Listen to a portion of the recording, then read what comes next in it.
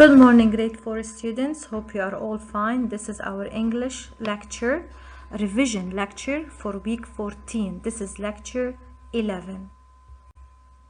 What are the objectives covered in this lecture?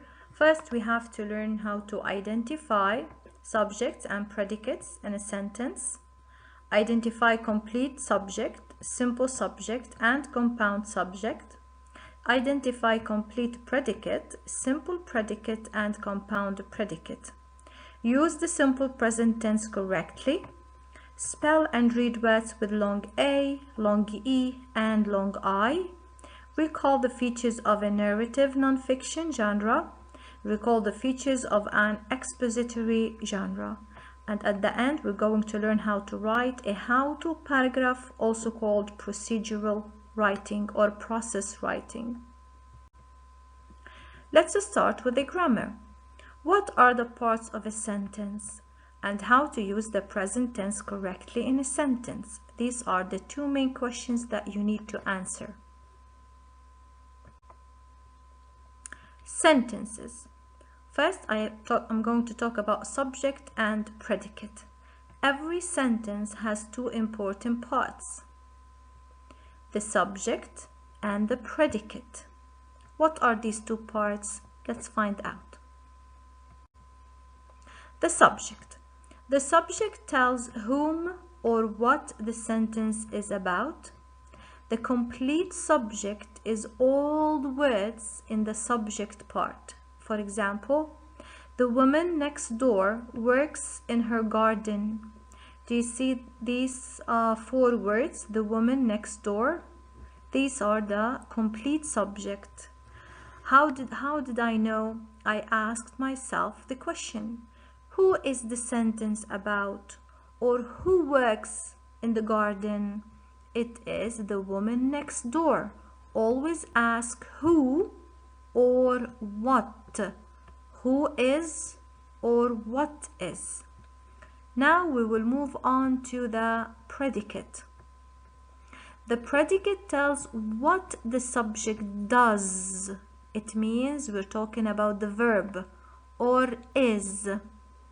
These are the helping verbs. The complete predicate is all the words in the predicate. Let's use the same example.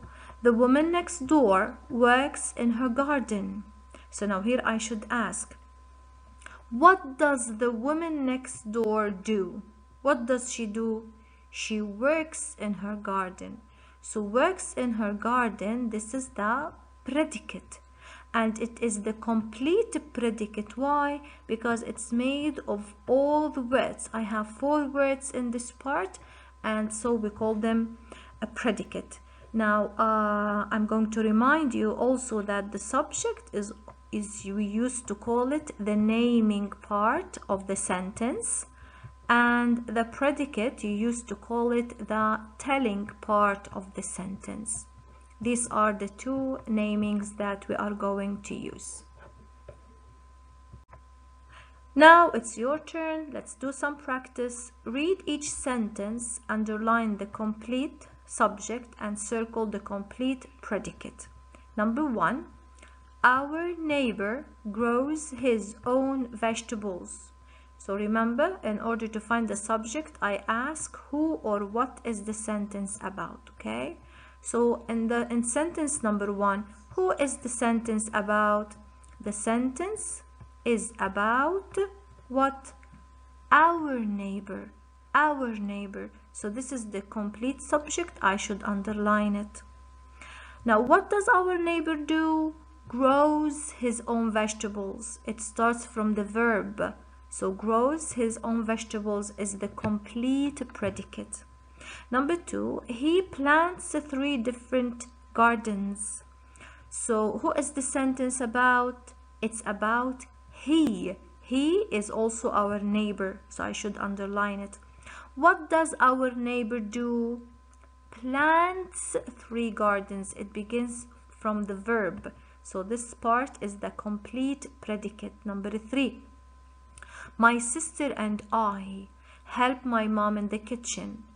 Who is the sentence about? Or who help my mom in the kitchen? It is my sister and I. This is the complete subject. What do you notice here? In the first sentence, the complete subject was made of 2 words. In the second one, it's only made of 1 word, which is the pronoun. In the third sentence, it is made of 1, 2, 3, 4 words. Okay, this is a complete subject. So my sister and I help my mom in the kitchen. Okay, so what do my sisters and I do? Help. From the verb begins the complete predicate. Now my sister and I think if you still remember the lesson, you already figured it out that this subject is also compound because I have and in it. Number 4, he invited us to dinner. Who invited us to dinner? He. What did he do? Invited us to dinner. And the last one, his recipe for tomato soup is the best. What is this sentence about? It's about the recipe of the tomato soup. So what is the subject? It's made of 1, 2, 3, 4, 5 words. This is the subject. And the verb begins from the word is, the predicate, from the word is, from the helping verb is. So is the best is the complete predicate. Simple subjects and simple predicates. What is the simple subject? The simple subject is the main word. What do I mean by the main word? We said that the main word can be the noun or the pronoun in the sentence. Okay, this one is the main, the simple subject. In the complete subject, where do I find it? I find it in the subject. It is usually the noun or the pronoun in the subject. For example, our vacation in Boston starts on Sunday. Where is the complete subject in this sentence? The sentence is about our vacation in Boston. Okay, now what is the simple subject? Which one is the noun or the pronoun? What is the main word? The main word here is vacation. We're talking about the vacation. That's why this is the simple subject. Simple predicate is the main word in the complete predicate. What is this main word? It is the verb, the action word, or the helping verb. Is, are, these are sometimes they take the place or the job of the verb, and we can use them, and the predicate begins when we have these words. For example, our vacation in Boston starts on Sunday. So I have identified that this part is my simple subject, my complete subject, sorry, and this one is the simple subject, this word. Now, so the other part of the sentence is the complete predicate. Now I need to identify the simple predicate. Simple predicate is the verb in the complete predicate part, and it is the word starts. Read each sentence, underline the simple subject, and circle the simple predicate. The dog charged after the rabbit. So what is the simple subject? It's about the dog, I should not circle the only dog. And what is the verb here? It's the word charged. Number 2, the dog's owner then chased after him. So here I'm talking about, in the simple subject is the owner, only the owner, and the verb here is the word chased.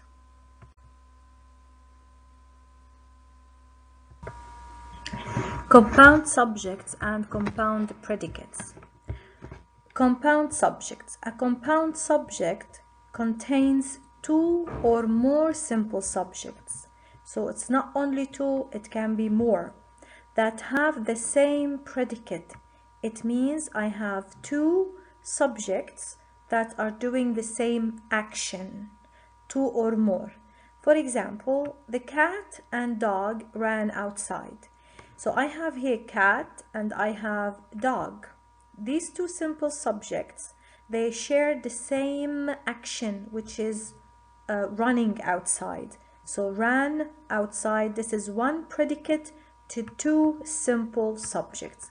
If I have more than two, I separate them with a comma, and then the last one I put and. For example, if I have the mouse, okay, the mouse, comma, cat, and the dog ran outside, okay, I should put comma. What is a compound predicate? A compound predicate contains two or more, there's or here, simple predicates that have the same subject. So it's the opposite of the compound subjects. For example, the cat sat and meowed at the door. So the cat, this is one simple subject, but here I have two simple predicates.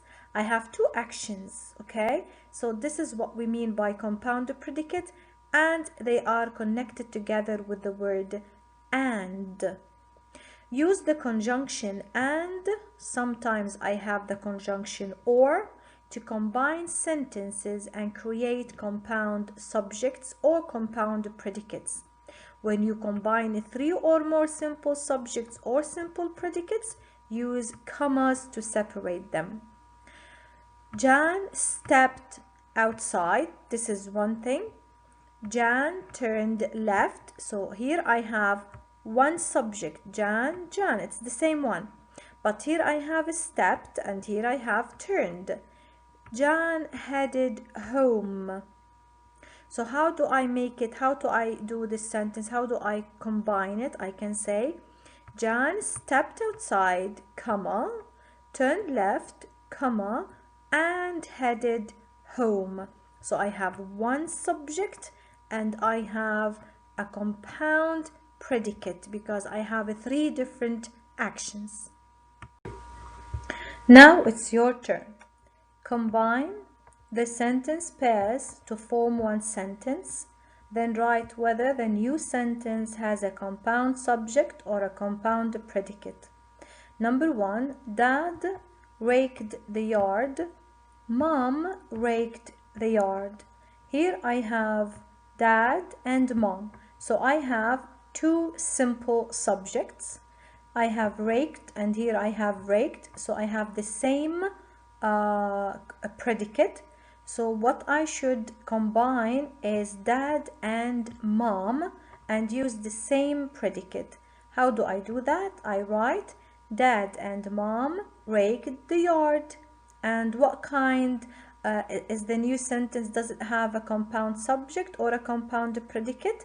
It has compound subject. Sentence number 2. Mom mowed the lawn. Mom washed the car. So here I have the same subject, mom and mom, but I have different predicates. I have mowed the lawn and washed the car. So here I have to keep mom as it is and then join the two predicates with and this is the new sentence. Mom mowed the lawn and washed the car. So here I have, do I have a compound subject or a compound predicate? I have a compound predicate. Now we will move on to the present tense. When should I use the present tense? In repeated actions. These are actions that happen over and over again. I use it in facts that are true in present time, in general truth, that things that are always true, usually scientific facts, in jokes and storytelling, when you tell a story, retell it. For future events that are scheduled, it means an event that will take time. It's like scheduled time in the future, and with the stative verbs. Now, does the spelling of a present tense change? Let's see. I have two conditions. For verbs ending in a consonant plus y, change the y to I before adding es. For verbs ending in o, ch, sh, double s, x, or z, we add es, not s, in the third person. For example, I have Josh carry his guitar upstairs. It becomes Josh carries his guitar upstairs. So the y changed to I and then we added es. Present tense and subject-verb agreement. A present tense verb must agree with the subject of the sentence. For example, I say, Kristen watches the race. Here, Kristen is singular. It's only one. So I use es. I add es to the verb. Why es and not only s? Because I have ch.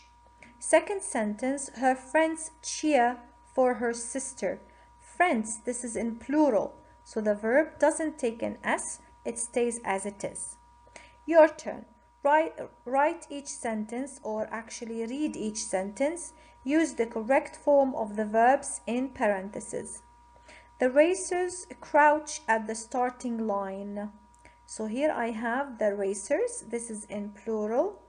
And here I have the verb crouch at the starting line. When the subject is in plural, the verb stays as it is. So this one stays crouch. Kristen's sister rush off to a great start. Kristen's sister, the subject is singular, so the verb should take an s. But since the verb ends with sh, I should add es, so it becomes rushes. Number 3, she take the lead right away. She is singular, so the verb should take an s and becomes takes. Number 4, another runner catch up and challenge her. Another runner, so it's only one. I'm talking about one in the subject. Subject is singular. So catch should take an s. But since it ends with ch, I should add es, it becomes catches. And challenge her, so I'm talking about the same subject, so it should be with s, challenges her. Present tense and pronoun verb agreement. A present tense verb must agree with its subject, even if the subject is a pronoun. Read each sentence, use the correct present tense form of the verb in parentheses. Number 1, he looked for a water fountain. He is singular, it's a pronoun. Even if it's a pronoun, if it's singular, the verb takes an s. So it becomes he looks. Number 2, she find one over by the tennis courts. She is singular, so the verb should take an s, becomes finds. Number 3, we proceed from there to the parking lot. So we, this is in plural, this pronoun is in plural, so the verb stays as it is. We do not add an s. Number 4, our parents beep the horn when they see us. They is in plural, so the verb doesn't take an s, it stays c. Number 5, she climb. She is singular, so the verb should take an s. Into the front seat and say, so because I'm talking about she in singular, so also say should take an s. But here, do I change the y into I? Do you think I should change the y into I? Of course not. Why? Because I have vowel. I do not have a consonant plus y. I have vowel plus y, so I only add s. Now it's phonics time. In phonics, we have to review long A with AY, EY, AI, A consonant E, EA, EI, and A. We have also long E with E, EA, double E, E consonant E, IE, EY, and Y. And at the end I have the long I. It can stand alone or with final E, IGH, Y at the end, or IE. Now as you can see, there are common vowel themes between these. Like here I have EY and here I have EY. So you really need to practice writing these words, okay, by heart. And I also have EA, see, between the long E and the long A. Okay, I have also EA. and I have IE with long E and IE with long I. This is the spelling list. Long A, I have pray with AY at the end, obey, drain with AI, pale with A and final E, break with EA, 8, the G and H are silent, clay, they, faint, cane, stake, and wait. Long E, I have breathe with EA, I have sleek with double E, concrete with E consonant final E, belief, I have B standing alone, and then I have IE, belief, honey with EY at the end, family only Y, zebra the letter E, league EA, indeed, scheme final E, chief IE, and weary with EA and Y at the end. Long I have a pride, I then final E, kite, I and final E, height, I have I, GH is silent, slight, shy with Y, sly with Y, pies with IE, die, and climb standing alone. Search and sort long vowels. So here I'm going to find long A, long E, and long I. Tom was eager to give his speech. Tom was eager. This is the first word. E. I can hear the long E sound. And EA are the two letters that are making the long E. To give his speech. I also have long E here. Speech. Number 2, the science teacher gave a treat to Haley on her 16th birthday. I have a lot. The I have science with IE. What letter, what sound do you hear? Is it long A, long E, or long I? Sigh. It is long I. Teacher, T-E, E, long E with EA. Gave, G-A. I can hear the long A sound in gave. A treat, also long E. I have a lot of words with long E. To Haley, now Haley is with long A, on her 16th birthday. I also have here long A. So I have 16th here, and I have birthday with AY at the end. Number 3, the mice, ice. So this one with long I. Made, M-A, long A. A squeak. Now this one is with long E, but I think that I'm not going to write it because I have a lot of long E words. When they, so here I have they, A with long A, ran across the street, also long E, but I will skip, I'm not going to write it. The queens, also queen, I have long E in queen. Favorite, sandwich, I do not have long sounds, is peanut, I have long E here. Butter and jelly, I also have long E here. Number 5, Jay and Jane, these are words with long A.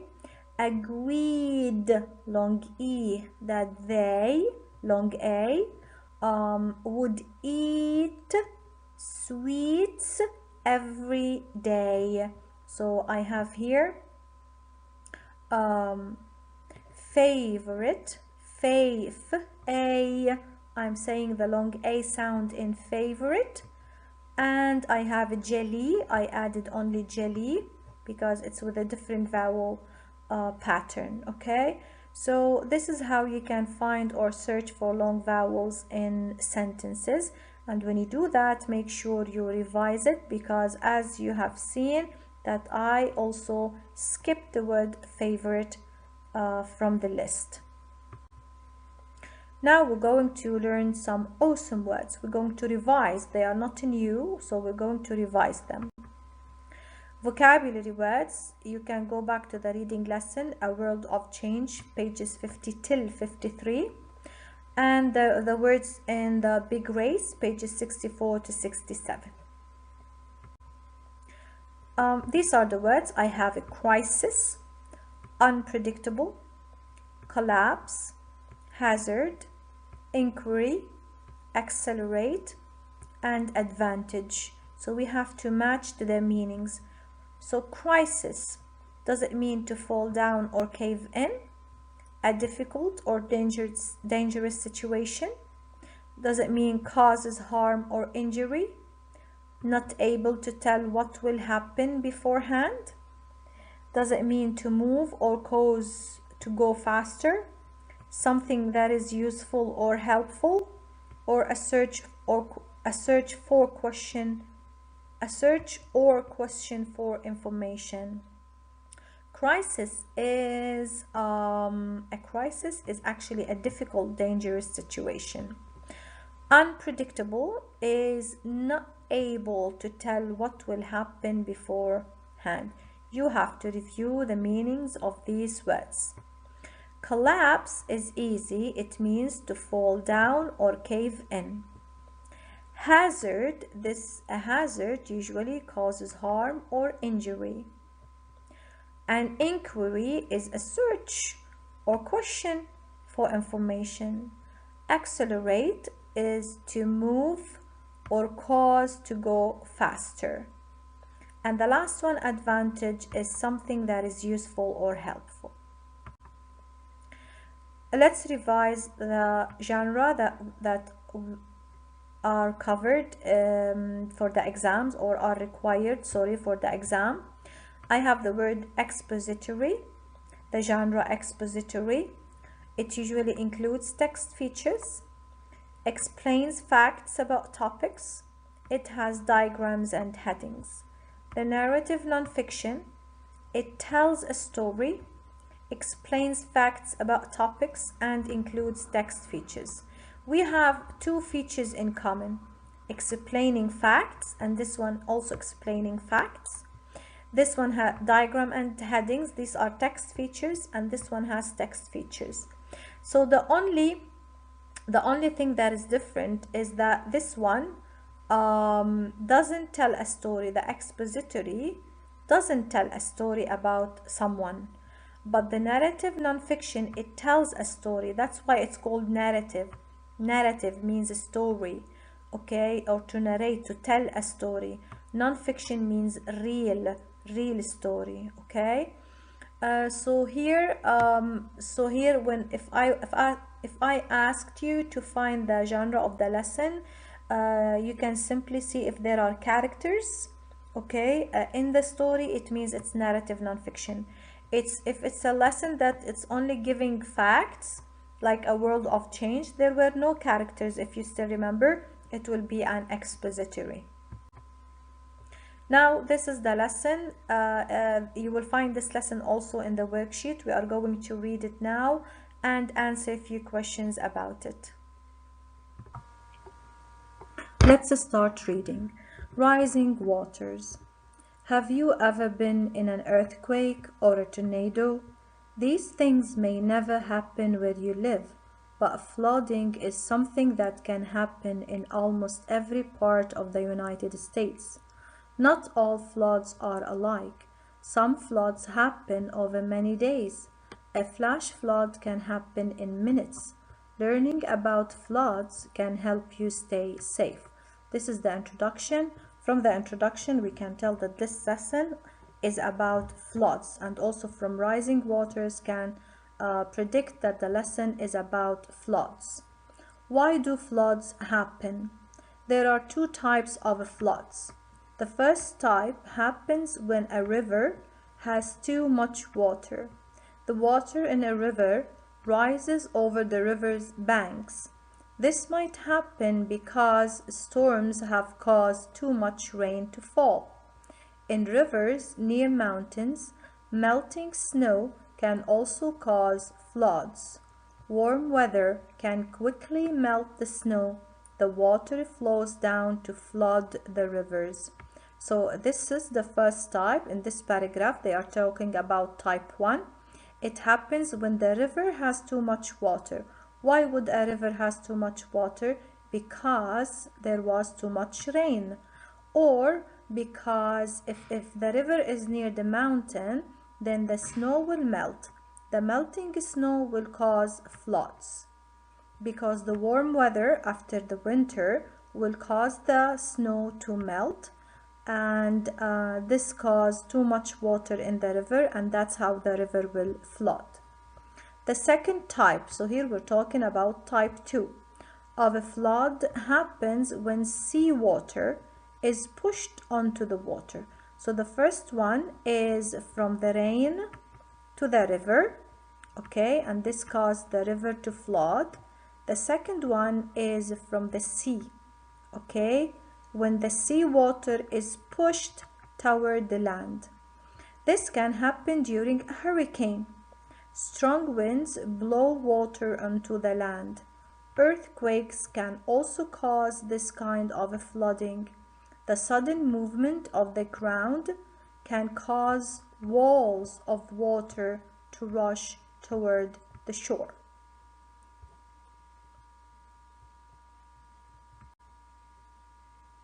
What happens next? There can be many problems after a flood. If a farm floods, the water can drown the crops. This means that there will be less food for people to eat.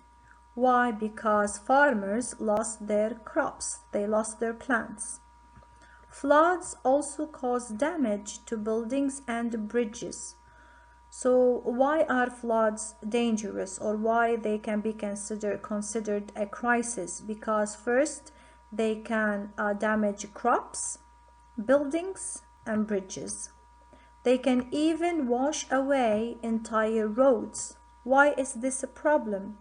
This can make it hard for rescue workers to help people who are trapped by the water. But it's important to get food and drinking water to people during a flood.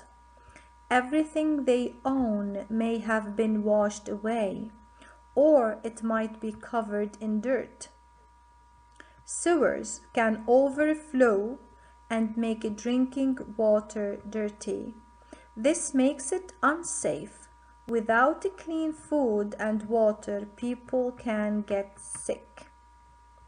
How do people avoid floods? All over the world, people work to avoid flooding. In many countries, people build walls to keep water away from the land. In one part of England, there's a large metal wall across a river. The wall is raised when the sea level gets too high. This keeps the river from flooding. So near the river, let's say that this is a river, they usually build a wall, a long wall. In the United States, many towns have sold part of their land. The government used that land to create wetlands. This is another solution. One solution is the wall. The second solution is the wetlands. How do they work? These wetlands act like sponges that absorb water from floods. This helps to stop the water from reaching towns and damaging them. Floods can be scary, but flooding doesn't last forever. People are working to make floods less harmful to buildings, land, and themselves. Knowing how floods happen can help keep you safe. Being ready can help you stay safe too. So this is our lesson. It's an easy lesson. Question number 1. What are the two things being compared in the second and third paragraphs? I put here the second and the third paragraphs. What are the two things that are being compared? Here they talked about the first type of floods, and here they talked about the second type of floods. So the answer is the two things that are being compared in the second and third paragraphs are the two types of floods. The first type is when river has too much water. The second type is when seawater is pushed onto the land. This is how you should answer. You should give me full answer. You should write on your paper full answer. Second question, what do these two things have in common? So I'm also referring to the two paragraphs. What do they have in common? These two floods, both of them have too much water in them, for example, and both types happen because of storms. The first one, they talked about because of storms, too much rain, and the second one because of hurricane. So both types happen because of storms. How are these two things different? The first one is when the river is overflow to the land, okay, because of rain, and the second one because of it starts from the ocean to the shore. So how can I answer this question? One happens when water overflows the sides of the rivers. The other happens when water from the ocean gets pushed onto the shore. Now we are going to do some writing, process writing or how to paragraph. This type of writing instructs readers how to make or do something. Example, how to do, there will be like some safety tips, recipes, game direction, how to play a game, art projects, okay, how to design something, for example. These are examples of process or how to paragraph. The writing must be clear. It should include time order or signal words such as first, then, next, and last. Read the paragraph. Underline all transition words twice. This is how we make a 911 call. 911 call. This is the topic sentence. First, this is my first, a transition word. Pick up the phone. Next, this is my second transition word. Listen for the dial tone. Then, this is my third transition word. Push the numbers on the buttons in order. 911. When the operator answers, tell what the emergency is and give your name and address. Finally, this is the fourth one, answer any questions the operator asks. Try to stay calm. If you follow these steps, here's the concluding sentence. The nearest team will respond to your call and rushes to the rescue. So I have first, next, then, finally. Now, what is the topic sentence? The topic sentence is, this is how we make a 911 call. Let's have some details. For example, I have first, pick up the phone, then push the numbers on the buttons in order, 911. What is the concluding sentence? If you follow these steps, the nearest team will respond to your call and rushes to the rescue.